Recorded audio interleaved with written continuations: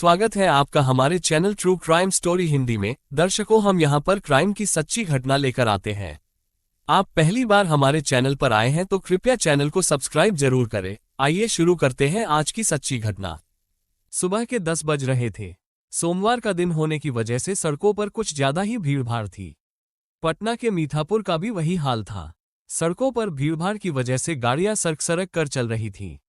उसी भीड़ में एक ऑटो भी हॉर्न बजाता हुआ आगे निकलने की कोशिश में लगा था।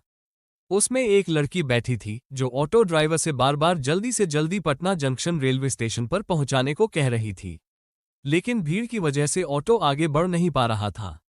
ऑटो में बैठी लड़की कभी अपनी घड़ी देखती तो कभी ऑटो से सिर बाहर निकालकर पीछे की ओर देखती। जैसे ही ऑटो चाणक्य लॉ यूनिवर्सिटी के पास पहुंचा, एक सफेद रंग की बुलेट मोटरसाइकिल पीछे से आकर ऑटो के साथ साथ चलने लगी। उस पर 2 युवक सवार थे। उन्हें देखकर लड़की घबरा गई और उसने ड्राइवर से ऑटो भगाने को कहा, लेकिन भीड़ की वजह से ऑटो ड्राइवर ऑटो भगा नहीं सका। इसी बीच मोटरसाइकिल पर पीछे बैठे युवक ने पिस्तौल निकाली और ऑटो में बैठी लड़की को लक्ष्य बनाकर 4 गोलियां दाग दी। लड़की पर गोलियां दागकर मोटरसाइकिल सवार जिस तरह पीछे से आराम से आए थे, उसी तरह आराम से आगे बढ़ गए। उन्हें रोकने की कोई हिम्मत भी नहीं कर सका। गोलियां लगने से लड़की चीखी तो ऑटो ड्राइवर ने ऑटो रोका और लड़की की मदद करने के बजाय वो ऑटो ही छोड़कर भाग गया। गोलियां चलने से बाजार में अफरा-तफरी मच गई थी। लोग दुकानें बंद करने लगे थे। थोड़ी देर में अफरा-तफरी थमी तो लोगों को पता चला कि ऑटो में बैठी लड़की पर गोलियां चलाई गई थीं। वो अभी भी उसी में घायल पड़ी है। कुछ लोगों ने तुरंत उसे अस्पताल पहुंचाया, जहां डॉक्टरों ने उसे मृत घोषित कर दिया। पुलिस को सूचना दी गई। पहले पुलिस ने घटनास्थल का निरीक्षण किया, उसके बाद अस्पताल गई। शिनाख्त के लिए लड़की के पर्स और बैग की तलाशी ली गई तो उनमें से मिले कागजातों से पता चला कि लड़की का नाम सृष्टि जैन था। वो इंदौर के स्नेहनगर की रहने वाली थी। वो गो एयर की फ्लाइट से दिल्ली से पटना आई थी और मीठापुर के मनी इंटरनेशनल होटल में ठहरी थी।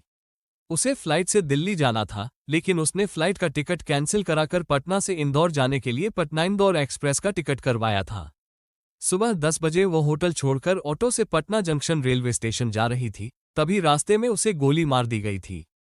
इसके बाद 11 बजे के करीब उसकी मां ममता जैन ने सृष्टि के मोबाइल पर फोन करके पता करना चाहा कि क्या वो ट्रेन में बैठ गई है, तो किसी पुलिस वाले ने फोन रिसीव करके उन्हें बताया कि सृष्टि को गोली मार दी गई है और वह अस्पताल में है।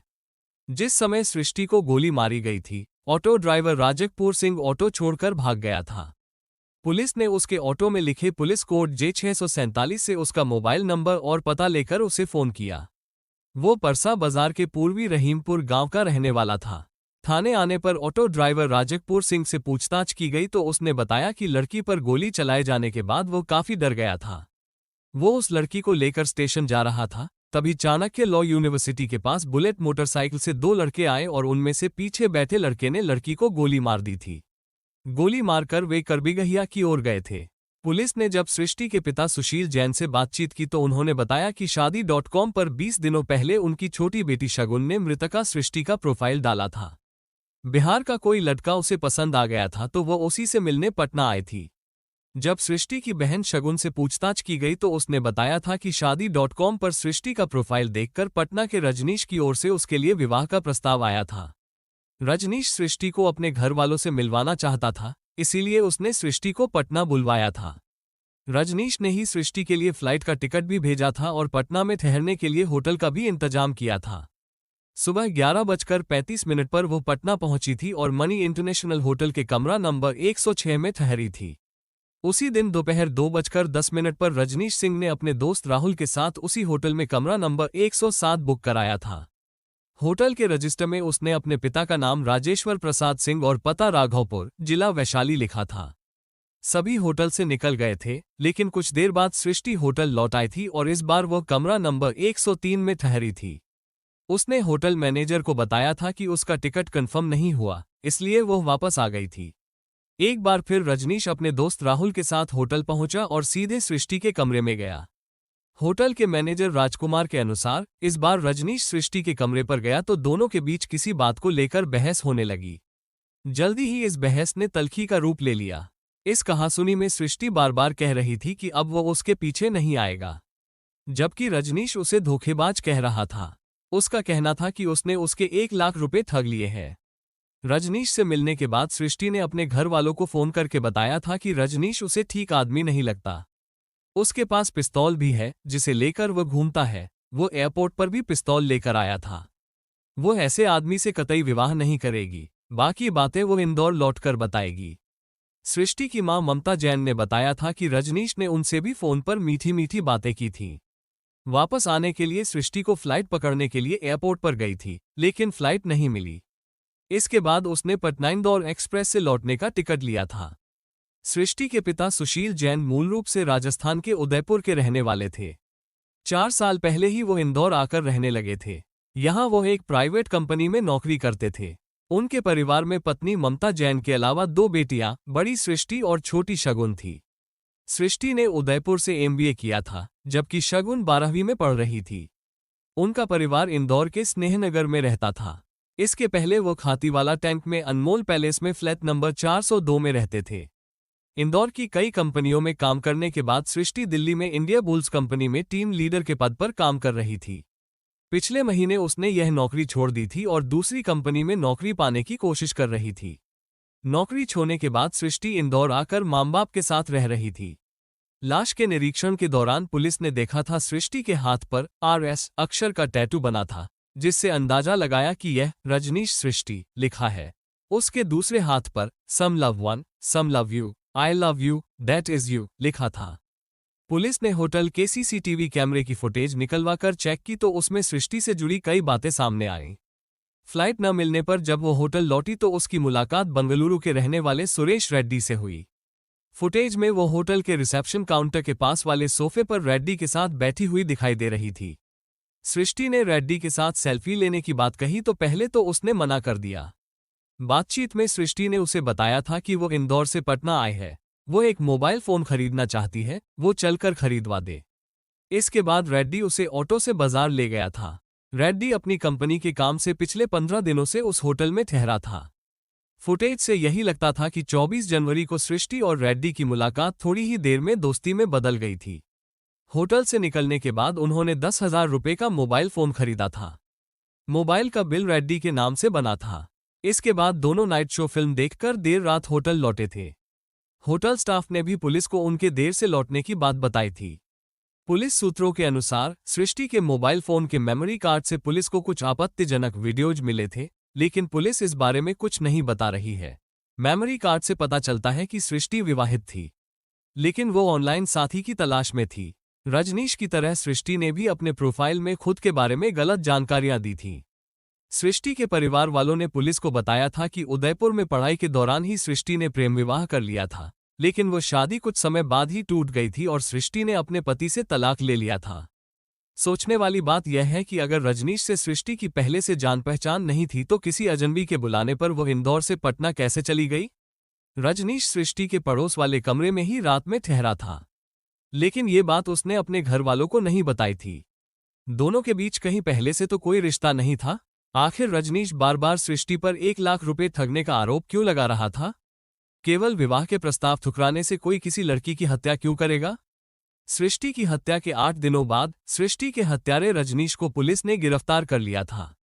वह अपनी पत्नी और दोनों बच्चों के साथ कंकड़बाग में अपने किसी रिश्तेदार के यहां गया था, तभी पुलिस ने उसे पकड़ लिया था। पुलिस को उसके वहां आने की जानकारी पहले से थी, इसलिए सादे लिबास में वहां पुलिस वालों को तैनात कर दिया गया था। उसके आते ही पुलिस ने उसे पकड़ लिया था। वो पटना से होकर दिल्ली भागने की फिराक में था।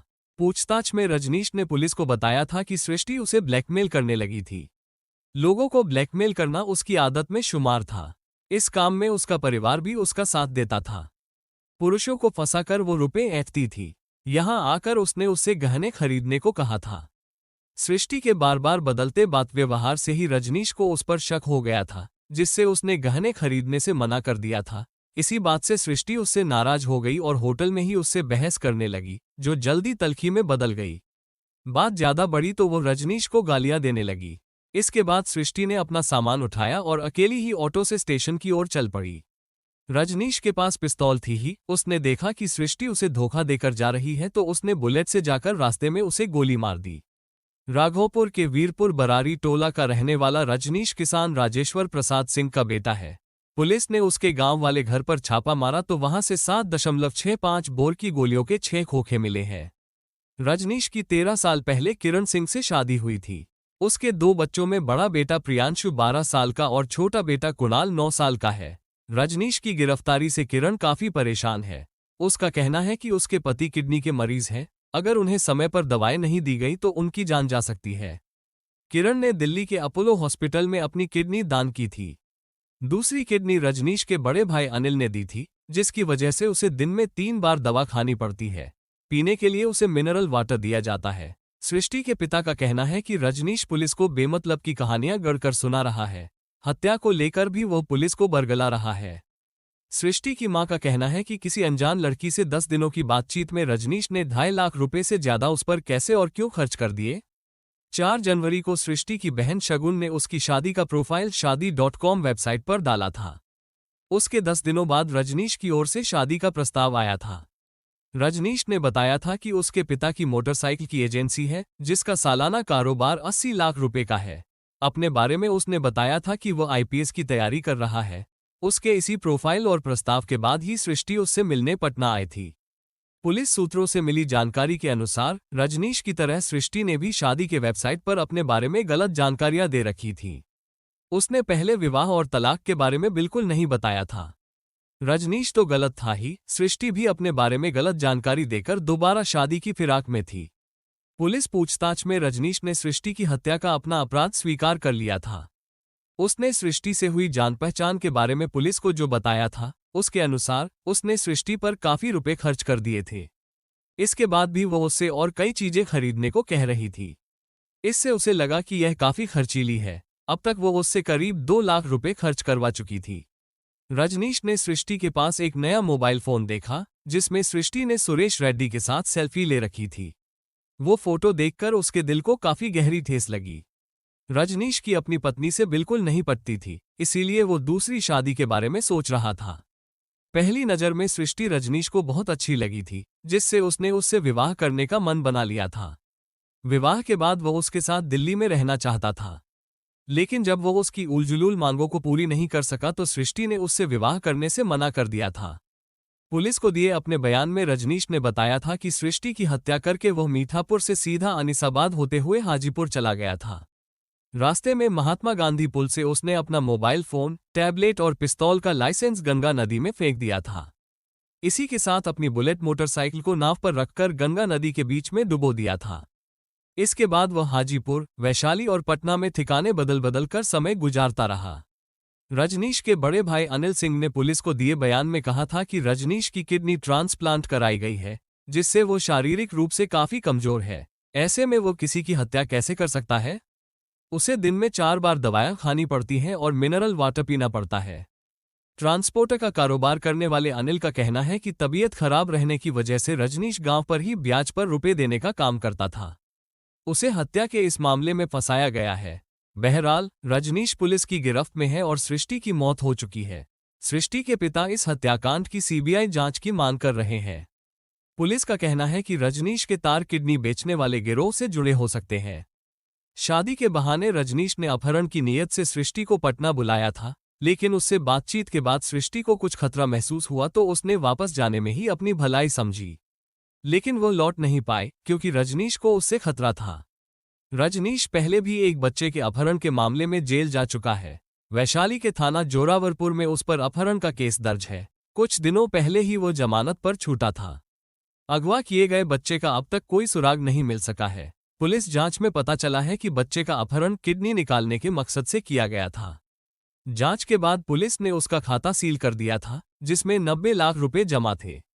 उसके घर से फर्जी स्टाम्प और कई सरकारी अफसरों की मुहरें बरामद हुई थीं। रजनीश खुद भी 2 बार किडनी ट्रांसप्लांट करवा चुका है। पुलिस ये पता कर रही है कि जिस डॉक्टर ने उसकी किडनी ट्रांसप्लांट की थी, कहीं रजनीश उस डॉक्टर या अस्पताल के साथ मिलकर किडनी बेचने का रैकेट तो नहीं चला रहा था। पुलिस को जानकारी मिली है कि सृष्टि ने दिल्ली में किसी डॉक्टर के यहां भी काम किया था। हो सकता है रजनीश की किडनी ट्रांसप्लांट के दौरान उनकी जान पहचान हुई हो। दोनों के बीच रुपयों को लेकर होटल में हुई बहस कहीं किडनी खरीद बिक्री के रैकेट से तो नहीं जुड़ी थी। रजनीश भी पिछले कुछ दिनों से दिल्ली में ही रह रहा था और किडनी ट्रांसप्लांट कराने वाले मरीजों को किडनी मुहैया कराने की दलाली का काम करने लगा था। इस काम से उसने काफी पैसे कमाए थे। वो जब भी अपने गांव वीरपुर आता था, दोस्तों पर खूब पैसा खर्च करता था। लेकिन सृष्टि के पिता का कहना है कि सृष्टि और रजनीश की पहले से जान पहचान और प्रेम प्रसंग की बात बिल्कुल गलत है। मिलते हैं दर्शकों एक और सच्ची कहानी के साथ, तब तक सावधान रहें, सतर्क रहें। जय हिंद।